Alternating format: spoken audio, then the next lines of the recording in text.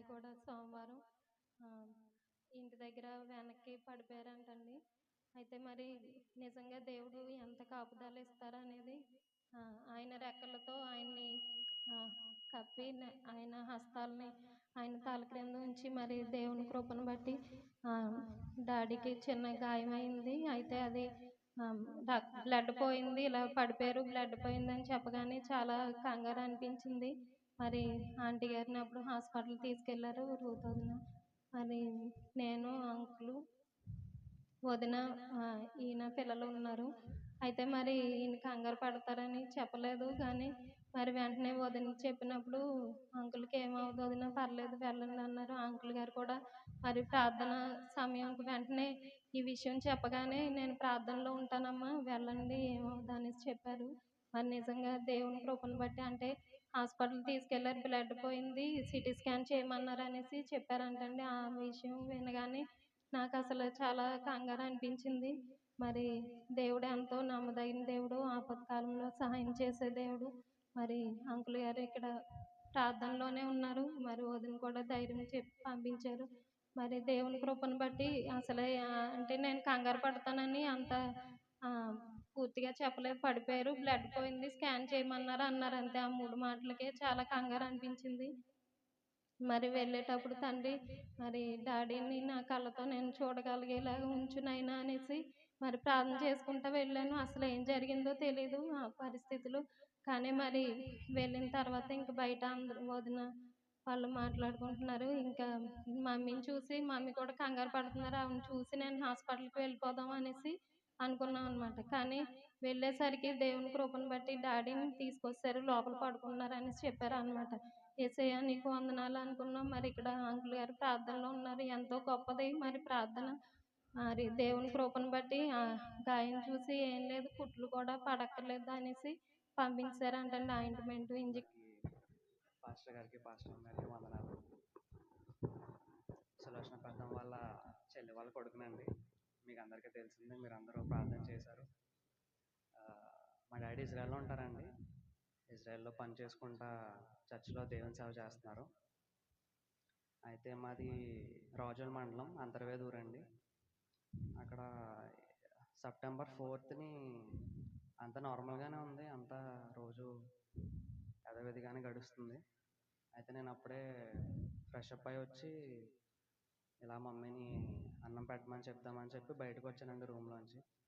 కిచెన్లో చూస్తే కిచెన్లో మమ్మీ లేదు, పడుకుందేమో అని చెప్పి బెడ్రూమ్లో వెళ్ళేసరికి పడిపోయి ఉందండి. కళ్ళు తిరిగి పడిపోయి ఉంటే రైట్ సైడ్కి పడ్డది. రైట్ సైడ్ అంతా ఉంది, ఒక సైడ్ చెట్లి మొత్తం తలంతా బ్లడ్ అనమాట. నేను వెంటనే కంగారు పడి మమ్మీని లేపి మమ్మీ మమ్మీ అని పిలిస్తే అసలు స్పృహలో లేదు. ఒక 10-15 సార్లు పిలిచిన తర్వాత ఒక 5 నిమిషాల తర్వాత స్పృహలోకి వచ్చిందండి మమ్మీ. ఇంకా వెంటనే మా చుట్టూరు ఉన్న వాళ్ళ రిలేటివ్స్ అందరినీ పిలిస్తే అందరూ వచ్చారు. వెంటనే లోకల్ హాస్పిటల్ తీసుకెళ్ళడం జరిగింది. లోకల్ హాస్పిటల్లో జాయిన్ చేశాము. రైట్ సైడ్ కొద్దిగా చిట్ల దగ్గర కుట్లేశారు డాక్టర్ గారు. వెంటనే ఎందుకైనా మంచిది ఒకసారి సిటీ స్కానింగ్ తీపిద్దామని చెప్పారు. సో వెంటనే రాత్రికి రాత్రి 12:30 అవుతుందండి, మిడ్నైట్. వెంటనే సిటీ స్కానింగ్ తీయడం జరిగింది. సిటీ స్కాన్లో ఏముంటుంది, అంత నార్మల్గానే ఉంటుందేమో అనుకున్నాము. అనుకునేసరికి ఇలాగా స్కానింగ్ వాళ్ళు చెప్పారు, ఇలా మదర్ బ్రెయిన్ లోపల ట్యూమర్ గ్రో అవుతుంది, కంతి పెరుగుతుందని చెప్పారండి. ఇంకా సిటీ స్కానింగ్ డాక్టర్ చూపిస్తే మీరు వెంటనే కాకినాడ తీసుకెళ్ళిపోవాలి, పెద్ద హాస్పిటల్కి షిఫ్ట్ చేయాలి, ఇది ట్యూమర్ వెంటనే సర్జరీ చేసి రిమూవ్ చేయాలి అని చెప్పారండి. సో వెంటనే నెక్స్ట్ రోజు అంబులెన్స్ బుక్ చేసుకుని మా పెద్దనాన్నకి ఫోన్ చేసి ఇలా కాకినాడ వస్తున్నాము, ఇలా జరిగిందని సిచ్యువేషన్ అంతా చెప్తే వెంటనే అంబులెన్స్ తీసుకుని బయలుదేరామండి. ఈ అచ్చంపేట మెడికల్ హాస్పిటల్లో జాయిన్ చేసాం మమ్మీని.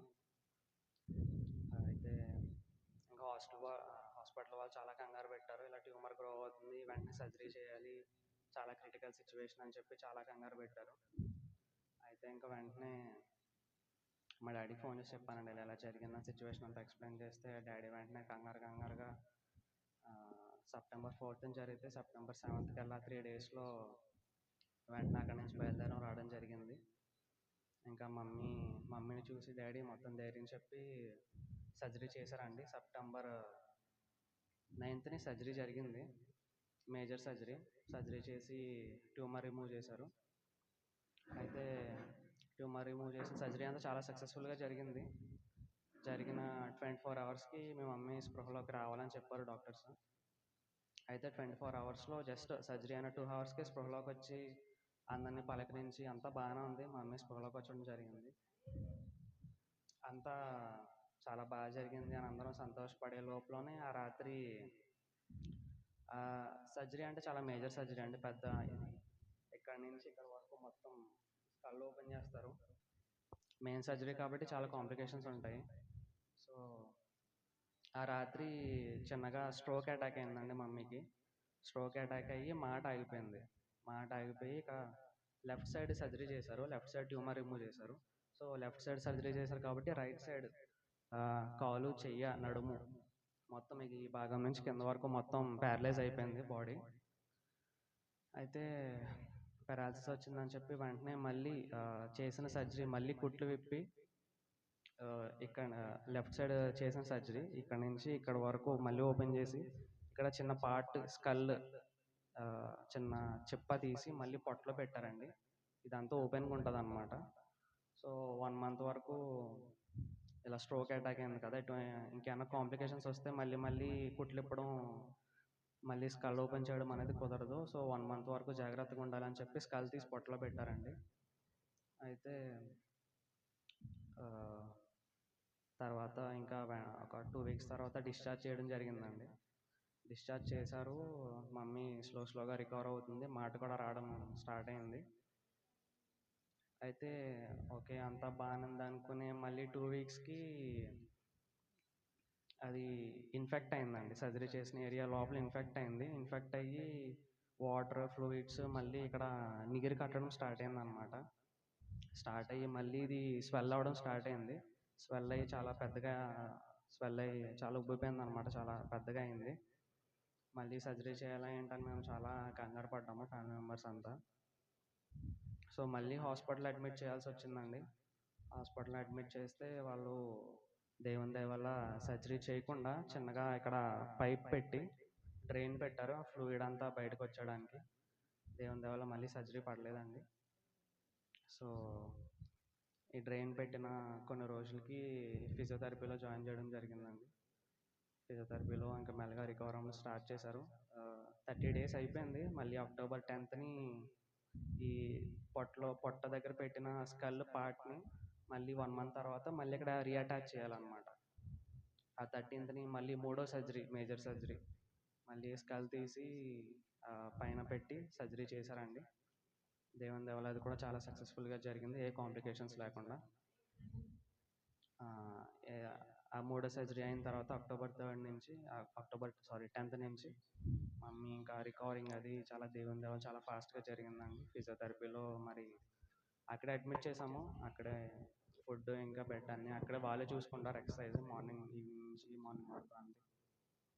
సో ఎక్సర్సైజ్ అవి ఒక ఫిజియోథెరపీలో అడ్మిట్ చేసిన ఒక 45 days 50 daysకి మమ్మీ నడవడం స్టార్ట్ చేసిందండి దేవుని దయ వల్ల. అక్కడ చాలామంది ఇంకా 4-5 months నుంచి ఫిజియోథెరపీ తీసుకుంటున్నారు. వాళ్ళు ఇంకా నడవడం కానీ నుంచోవడం కానీ ఇంకా చేయలేదు. వాళ్ళందరూ ఆశ్చర్యపోయే రీతిగా దేవుడు గొప్ప కార్యం చేశాడండి. అప్పుడు మేము ఫిజియోథెరపీలో ఉన్నప్పుడే పాస్టర్ అమ్మగారు, అక్క వచ్చి పలకరించారు, ప్రేమగా ఆదరణ చెప్పారు, ధైర్యం చెప్పారు. చాలా గొప్ప కార్యం చేశాడని అనుకునే రీతిగా దేవుడు. నిజంగా ఈ 3 నెలలు సడన్గా ఎప్పుడు వాళ్ళ లైఫ్స్లో వినడమే, ఇలా సిచ్యువేషన్స్ జరగడము, ఇలా హాస్పిటల్కి వెళ్ళడం ఎప్పుడు చూడలేదండి మా లైఫ్లో. సడన్గా సిచ్యువేషన్ జరిగింది, దేవుడు ఎంతో తోడుగా ఉన్నాడు. ఈ 3 నెలలు కూడా మా పెద్దమ్మ కూడా చాలా కష్టపడి ప్రతిరోజు వండి పెట్టి మమ్మీకి బీపీ అటాక్ అయిందండి. 140-150 ఉండేది. సో ఏ ఫుడ్ పడితే ఆ ఫుడ్ పెట్టడానికి కుదరదు. సాల్ట్ అది కారం అది తక్కువ వేసి చాలా మా పెద్దమ్మ హెల్త్ పక్కన పెట్టి చాలా కష్టపడి వండి పెట్టింది మాకు 3 నెలలు. అలా దేవుడు మమ్మీని ఇప్పుడు దేవుని దయ వల్ల తను మళ్ళీ చాలా చాలా మటుకు కోలుకుని చర్చ్కి వచ్చి కూర్చుని సంఘంలో సంఘం రావడానికి దేవుడు చూపించిన కృపకై వందనాలు. ఈ సాక్ష్యాన్ని బట్టి సమస్త ఘనత మహిమ ఆయనకే చెల్లింది. ఆమేన్.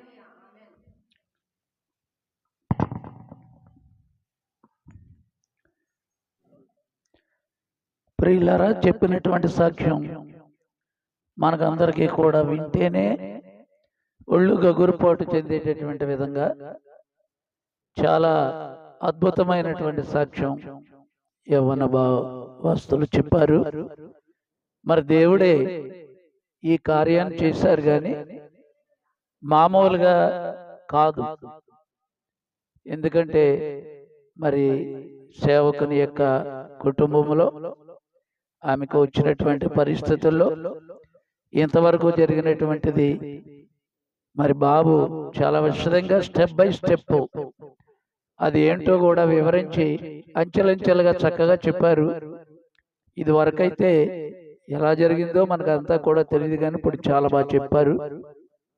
మరి ఆ సాక్ష్యాన్ని దేవుడు దీవించునుగాక. ఇప్పుడు మనము క్యాసెట్ ఒక అరగంట వినే ముందు ఒక 20 నిమిషాలు ఈ సాక్ష్యానికి సంబంధించి దేవుని యొక్క ఔషధ గ్రంథము అని ఈ అంత్యకాల ప్రవక్త గారు ఇచ్చినటువంటి మరి ప్రసంగముల యొక్క కోట్స్ నుండి ఇక్కడ ఒక మ్యాటర్ ఉంది.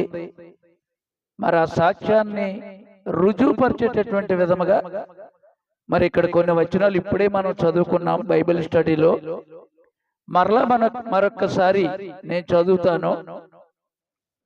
నిర్గమకాండము 23:25 నీ దేవుడైన యెహోవానే సేవింపవలెను, అప్పుడు ఆయన నీ ఆహారమును నీ పానమును దీవించును, నేను నీ మధ్య నుండి రోగమును తొలగించెదను. హల్లెలూయా. అలాగే ద్వితీయోపదేశకాండము 7:15 యెహోవా నీ యొద్ద నుండి సర్వరోగములను తొలగించి నీవెరిగి ఉన్న ఐగుప్తులోని కఠినమైన క్షయవ్యాధులన్నింటినీ నీకు దూరపరచి నిన్ను ద్వేషించు వారందరి మీదకి వాటిని పంపించును అని మరి ఒక వాక్యములో వ్రాయబడి ఉంది. నిర్గమకాండము 15:26 మీ దేవుడైన యెహోవా వాక్కును శ్రద్ధగా విని ఆయన దృష్టికి న్యాయమైనది చేసి ఆయన ఆజ్ఞలకు విధేయులై ఆయన కట్టడలన్నిటినీ అనుసరించి నడచిన ఎడల నేను ఐగుప్తీయులకు కలుగు చేసిన రోగములలో ఏదియు మీకు రానియన్, నిన్ను స్వస్థపరచు యెహోవాను నేనే అనేను. చదవబడినటువంటి లేఖనముల కొరకు దేవుడు తన యొక్క ఆశీర్వాదమును తోడు చేయనుగాక. అయితే వ్యాధులు స్వస్థపరచడం గురించి బైబిల్లో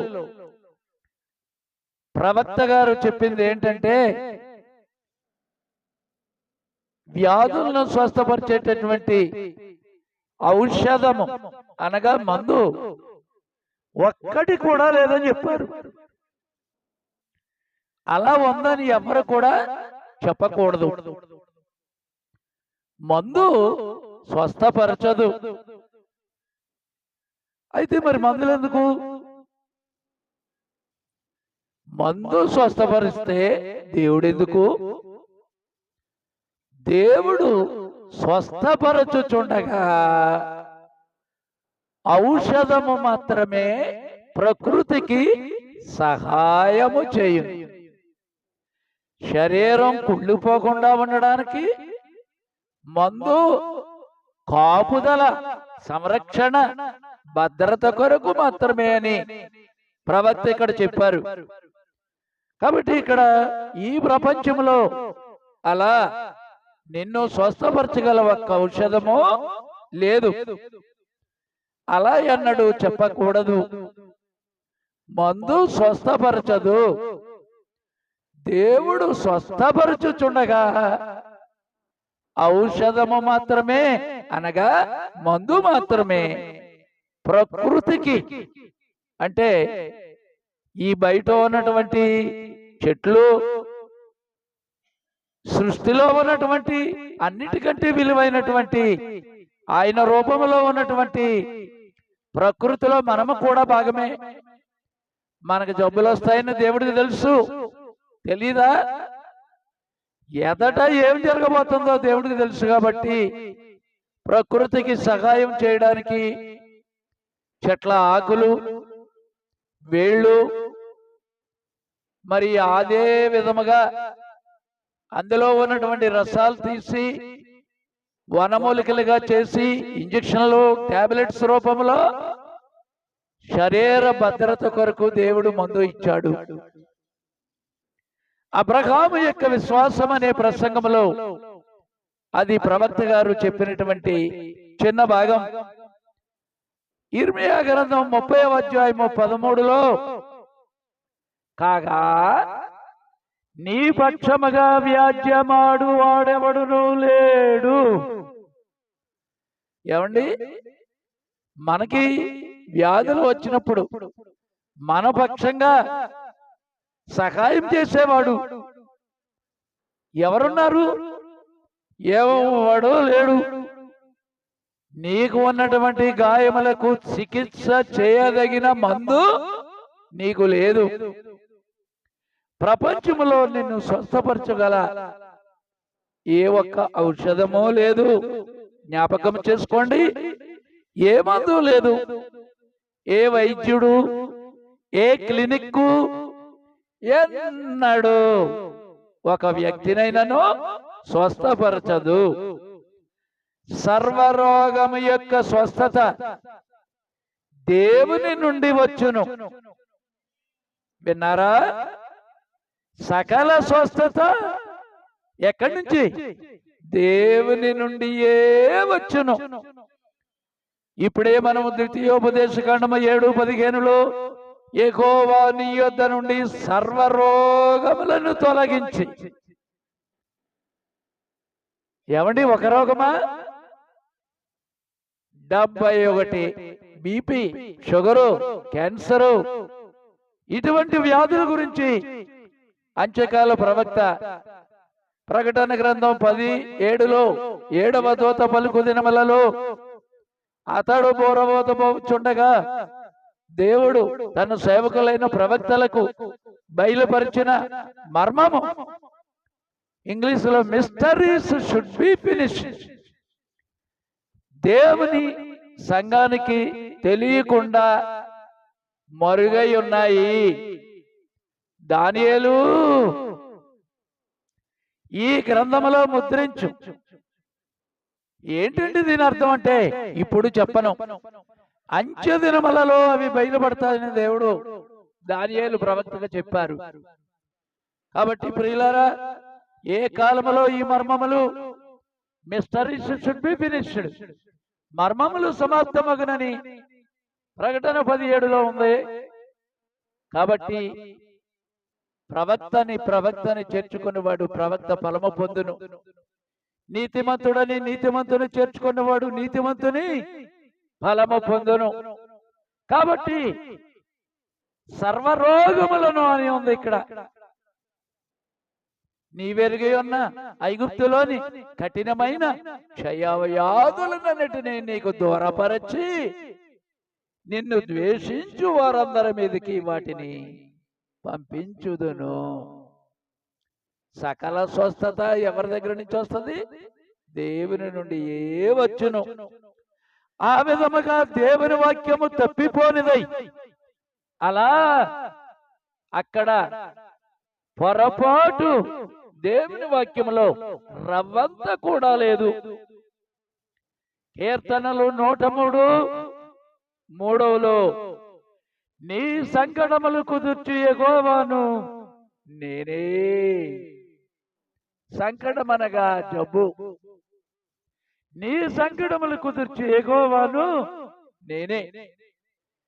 దేవుని ద్వారా కాక ఏ ఇతరమైనదియునైనా ఏదైనా ఉంటే అప్పుడు దేవుడు పొరపాటు చెప్పినట్టే. దేవుడు చెప్పినది నెరవేరుతుంది ఖచ్చితంగా.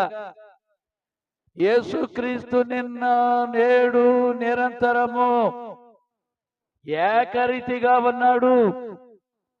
ప్రియులారా, మోషే గారు అరణ్యములో ఐగుప్తులోంచి ఇశ్రాయేలీయులను తీసుకుని వచ్చినప్పుడు 2 మిలియన్ల మంది ప్రజలు, మోషే గారు ప్రయాణములో వృద్ధులున్నారు, అంగవైకల్యము గలవారున్నారు, గుడ్డివారున్నారు, చిన్న బిడ్డలు ఉన్నారు, యవ్వన వయసులో ఉన్నటువంటి తల్లులున్నారు, వృద్ధులైన విధవరాండ్రైనటువంటి స్త్రీలు ఉన్నారు. ఏమండి, మోషే గారు సకలమైన విద్యలను అభ్యసించాననుంది. ప్రియులారా, అయితే ఆయనకున్నటువంటి విద్యను బట్టి ఇశ్రాయేలును నడిపించేటప్పుడు విద్యమైన పనిచేసిందా? నో. ఆయన నేర్చుకున్నటువంటి ఐగుప్తులో విద్యనంతటిని ఆ ఆకులు అగ్ని చేత కాల్చేటప్పుడు అతీతమైనటువంటి ఆ అద్భుతము దగ్గర దేవుడు ఆయనతో మాట్లాడి వెళ్ళి ఇశ్రాయేలు ప్రజలకు ఇలాగ చెప్పమని దేవుడు తన యొక్క వాక్యాన్ని బోధించాడు. ప్రియులారా, విద్య వలన కాలేదు. ఐగుప్తులో నేర్చుకున్నటువంటి విద్యనంతటిని కూడా దేవుడు ఏం చేశారు? దంచి బయటకు పోయేటట్లు చేశారు. తన యొక్క మానవ జ్ఞానముతో ఇశ్రాయేలు కొరకు పనిచేద్దామని ఒకడిని చంపాడు ఆయన. ఆ కారణం చేతనే పరిగెత్తుకొని ఆ ఫరో గారు ఏం చేస్తారు అని దూరంగా ఎక్కడికో పోయి గొర్రెల్ని కాశాడు. ప్రియులారా, అక్కడ నడిపించేటప్పుడు అరణ్య మార్గంలో మోషే గారికి దేవుడు ఏమిచ్చాడు? ఒక జోలె, అనగా గొర్రెల కాపరి దగ్గర సంచిలో రాళ్ళుంటాయి, అక్కడ సున్నం ఉంటుంది, అక్కడ తేనె ఉంటుంది. అతని సంచిలో గొర్రెకు జబ్బు చేసినప్పుడు ఏం చేస్తాడు? సున్నపరాయి నాకితే దానికి జబ్బు పోతుంది. ఎలా నాకిస్తాడండి?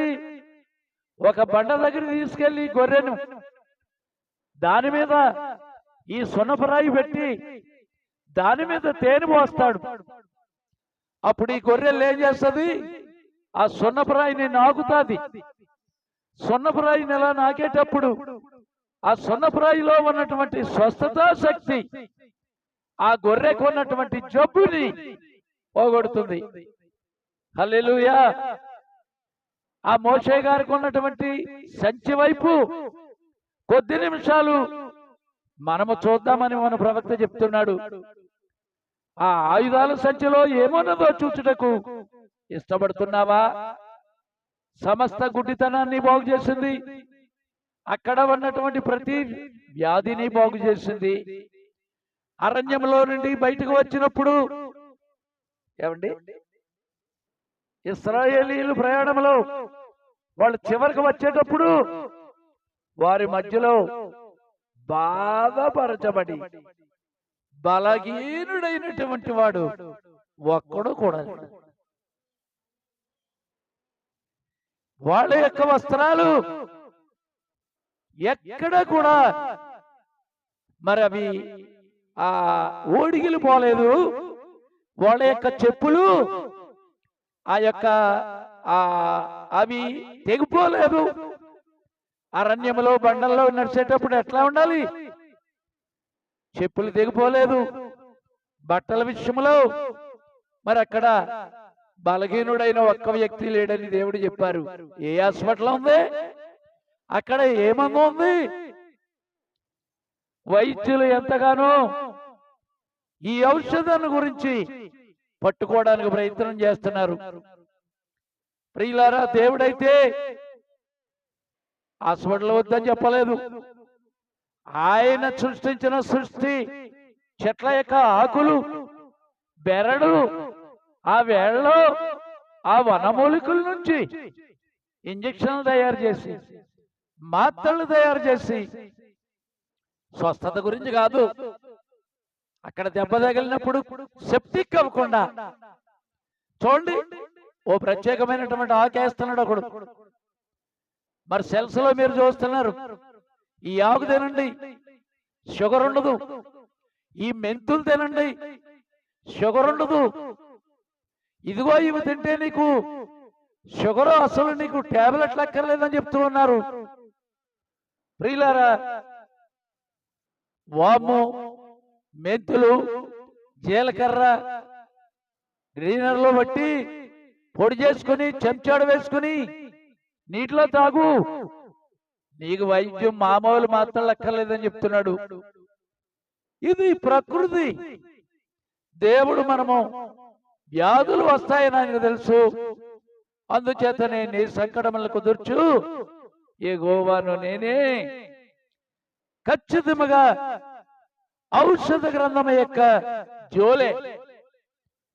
ప్రియులారా, ప్రతి దాని విషయంలో దేవుడు జాగ్రత్త తీసుకున్నాడు. అందుకే యెహోవా ఒరిజినల్ గా చూడాలంటే తెలుగులో యెహోవాను పెట్టారు, కానీ జోకు, అసలు భాషలో జోకు అనగా ఉన్నవాడు. నీ పేరేమిటని అడిగితే ఉన్నవాడు అని చెప్పమన్నారు. హల్లెలూయా. ప్రియులారా, నీ దోషములన్నిటినీ క్షమించి నీ సంకటములన్నిటినీ కుదుర్చునని దేవుని కీర్తన గ్రంథము 103:3లో ఉంది. ఆయన యెహోవా, అది ఆయన యొక్క ఔషధములు కలిగి ఉన్న జోలి. దేవుడు మోషే గారికి హాస్పిటల్ పెట్టమనలేదు, డాక్టర్లను ఎవరిని పంపించలేదు. ప్రియులారా, సైన్స్ చాలా వృద్ధిగా ఉండి చదువుకున్నాడు. ఈయన తన చదువుతో, తన జ్ఞానముతో చేయలేదు.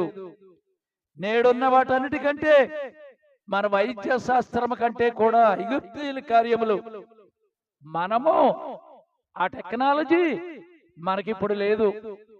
మోషే దాన్నింటికి నివారణ ఉంది. మోషేతో పాటు 20 లక్షల మంది ప్రజలు ఉన్నారు. చిన్నపిల్లలు ఉన్నారు, వృద్ధులైన పురుషులు ఉన్నారు, స్త్రీలు, వికలాంగులు, గుడ్డివారు ఉన్నారు. ఏమంటే ఒక వారంలో వేల కొలది పసిపిల్లలు కంటున్నారు. మోషే, డాక్టర్ మోషే అన్నాడు బ్రహ్మ గారు. హల్లెలూయా. ప్రియులారా, దేవుని సేవకుడు కూడా, దేవుని సేవ చేసేటటువంటి సేవకుడు కూడా మామూలు డాక్టర్ ఏమో, మన శరీరం సంబంధమైన జబ్బులకి డాక్టరు, కానీ దేవుని యొక్క సేవ చేయడానికి దేవుడు పిలిచినటువంటి దైవ సేవకుడు ఆత్మ సంబంధమైనటువంటి వ్యాధుల కొరకు దేవుడు పిలిచాడు. దేవుడు ఏమిచ్చాడు? గిలాదులో గుగ్గిలము లేదా? హల్లెలూయా. ప్రియులారా, గిలాదులో గుగ్గిలమంటే దేవుని యొక్క వాక్యమే. ఒక్కసారి ఆ పాట పాడితే బాగుంటుందేమో. ఎత్తండమ్మా. వైద్యుడు నేనా ఇలాదులో గుగ్గిలము లేదా ఆటడాయే వైద్యుడు లేదా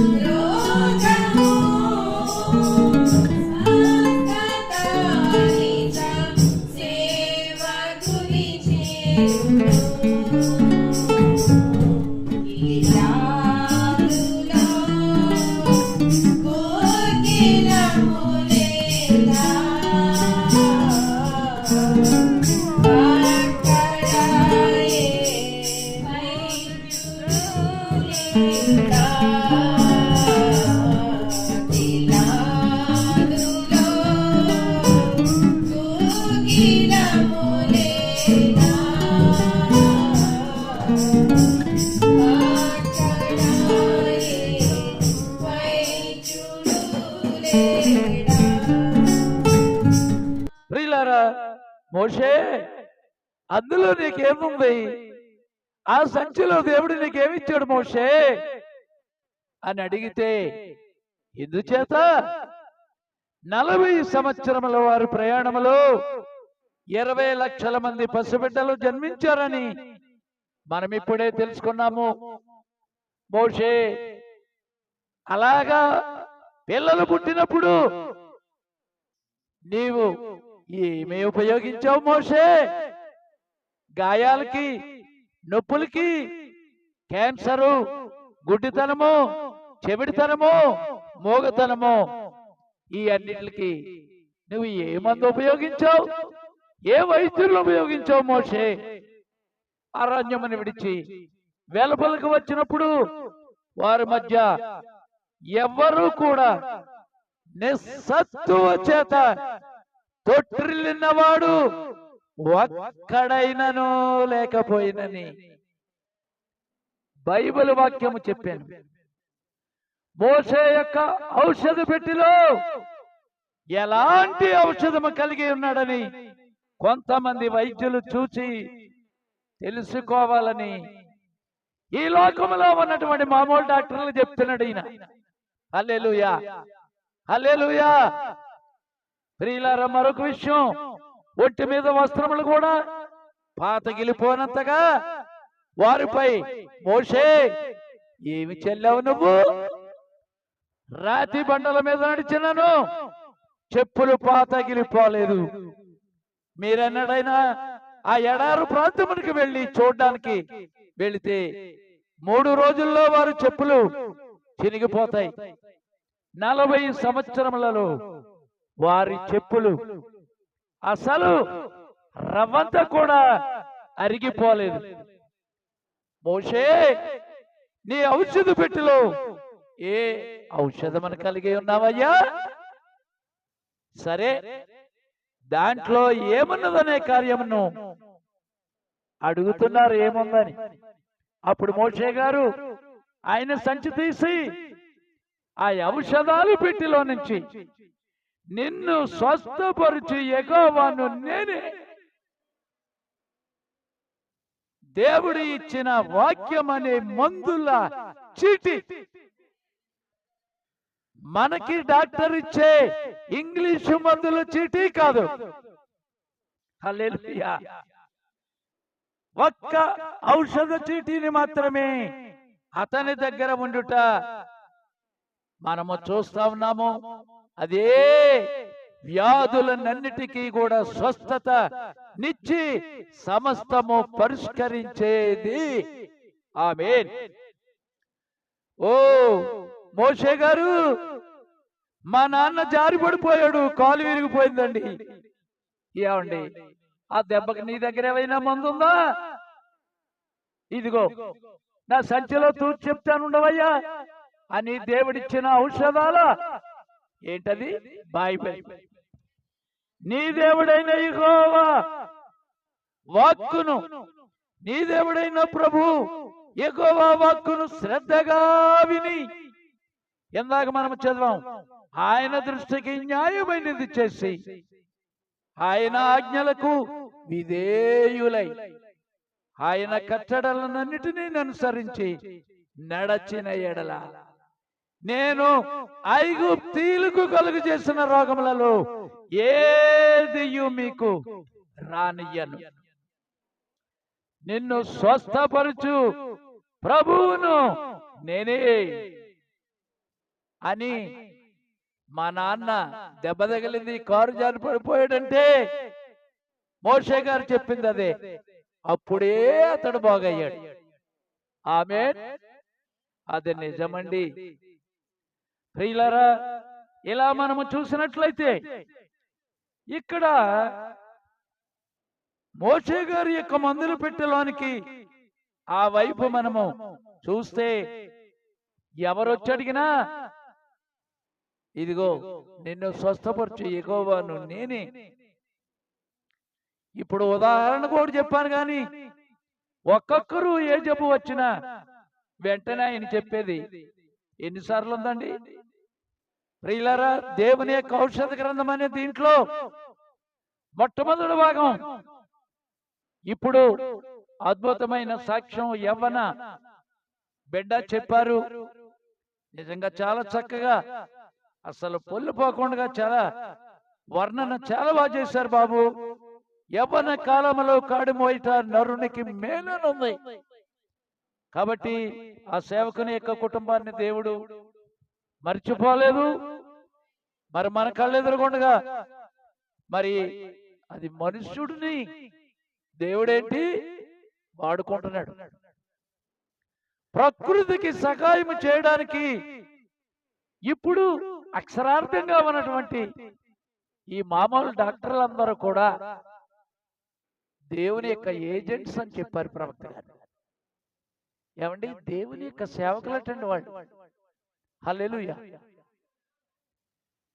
రోమా 13వ అధ్యాయములో గవర్నమెంట్ ఉద్యోగం అవని, ఏ ఉద్యోగం అవని, ప్రైవేట్ ఉద్యోగమైనా యథార్థంగా చేసి దేవుని నోట ఉండడం వచ్చు ప్రతి మాట ప్రకారం చేస్తే వారు దేవుని యొక్క సేవకులని చెప్పారు.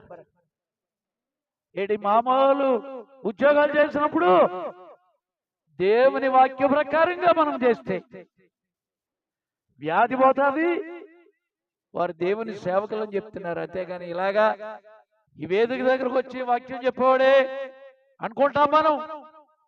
దేవుని యొక్క సేవలో మనం అందరం కూడా పాలి భాగస్థులము. కాబట్టి గొర్రెల కాపరి సంచి దావీదుకుంది. ప్రియులారా, గొర్రెలకు తేనె చూసారా, అక్కడ వేటాడారు. ఆ తుపాకీలో పెట్టే, ఆ దాంట్లో పెట్టే రాళ్ళు దావీదుకి జోలుంది. మోషే గారికి మందుల సంచి ఉంది. ప్రియులారా, ఇక్కడ స్వస్థపరిచి యెహోవాను నేనే ఇక్కడ చెప్పారు. కాబట్టి గొర్రెల కాపరి యొక్క సంచి, మన ప్రధాన గొర్రెల కాపరి ఎవరు? ప్రభువైన యేసు క్రీస్తే. గొర్రెలకు జీవమునిచ్చుటకును వాటికి సమృద్ధిగా ఇచ్చుటకును. హల్లెలూయా. యోహాను సువార్త 10:10లో దొంగతనమును హత్యను నాశనమును చేయుటకు వచ్చును, గాని మరి దేనికి నీ రాడు? గొర్రెలకు జీవము కలుగుటకును అది సమృద్ధిగా కలుగుటకును నేను వచ్చునని మీతో నిశ్చయముగా చెప్పుచున్నాను. ప్రియులారా 103 అధ్యాయములో నా ప్రాణమా యెహోవాను సన్నుతించుము, ఆయన ఉపకారములలో దేనిని మరువకము. ఆయన నీ దోషములన్నిటినీ క్షమించువాడు, నీ సంకటములన్నిటినీ కుదుర్చువాడు. ప్రియులారా, మరి దానిని పురస్కరించుకొని మరి ఇక్కడ కొన్ని పలహారములు మరి దేవుని యొక్క మందిరంలో దేవుని యొక్క బిడ్డలకి అల్పాహారం పెట్టాలని వారు ఎంతో సంతోషంతో వచ్చారు. కాబట్టి వారు తెచ్చినటువంటి గిన్నెడి చన్నీళ్లు కాదు, దేవుని బిడ్డలకి గిన్నెడి చన్నీళ్ళు ఇస్తే దాని ఫలితం ఎవడో పోగొట్టుకోవడం ఉంది. వారు దేవుని పేరున తెచ్చినటువంటి ఆ అల్పాహారాన్ని దేవుడు దీవించునుగాక. ఇప్పుడు నేను చిన్న ప్రార్థన చేసి మరి ఒక్క 20 నిమిషాలు టేపు పెట్టి, ఎందుకంటే 11:25 అయింది, ఒక్క 10 నిమిషాలు తక్కువ 12కి మనం మరి టేపు కరెక్ట్ గా ఆఫ్ చేయండి. మన కానుకలు బట్టి 12 గంటలకు దీన్ని సెలవు తీసుకుందాం. నిన్న నేడు నిరంతరం ఏకరీతిగా ఉన్నటువంటి దేవా, దేవుని యొక్క ఔషధ గ్రంథం అనేటటువంటి ఆయన ఈ మొదటి భాగములో దేవా ప్రకృతి సంబంధమైనటువంటి చెట్లు వనమూలికలతో టాబ్లెట్స్ ని ఇంజక్షన్ని ఇచ్చేటటువంటి భౌతికమైనటువంటి దేవా వైద్యులు కాక నీ యొక్క ఆత్మని పోషించడానికి దేవా నీ వాక్యమే మరి కుకిలమని మరి మీ సేవకుడే ఆత్మ సంబంధమైనటువంటి వైద్యుడని దేవా నాయన మరి ఇప్పుడే మేము పాటలో పాడి మిమ్మల్ని స్తుతించాం, మిమ్మల్ని కనపరిచాం. దేవా నాయన మనుష్యుడు రొట్టె వలన మాత్రం కాదు కానీ దేవుని నోట నుండి వచ్చే ప్రతి మాట వలన జీవించునని నీ ప్రతి మాటను తీసుకొని దేవ ఇక్కడ ప్రభు అయిన యేసుక్రీస్తు నామములో బాప్తిసం తీసుకున్నటువంటి బిడ్డలు ఉన్నారు. దేవాది నీ యొక్క దేవా వైద్యుడైన పేతురు గారు దేవానైనా మరి వైద్యుడైన పేతురు గారు ఒక మందు చీటీ రాశాడు. ఆ మందు చీటీ పాప క్షమాపణ నిమిత్తము ప్రతివాడు ప్రభు అయిన యేసుక్రీస్తు నామములో బాప్తిస్మము తీసుకొనవలెను, అప్పుడు మీరు పరిశుద్ధాత్మను వరము పొందుదురు. దేవా ఆత్మ సంబంధమైనటువంటి మందు చీటది. మరి దేవుని యొక్క నాయన మరి సేవకుడే వైద్యుడు, ఆత్మ సంబంధమైనటువంటి వైద్యమని అక్కడ మేము గ్రహించాము.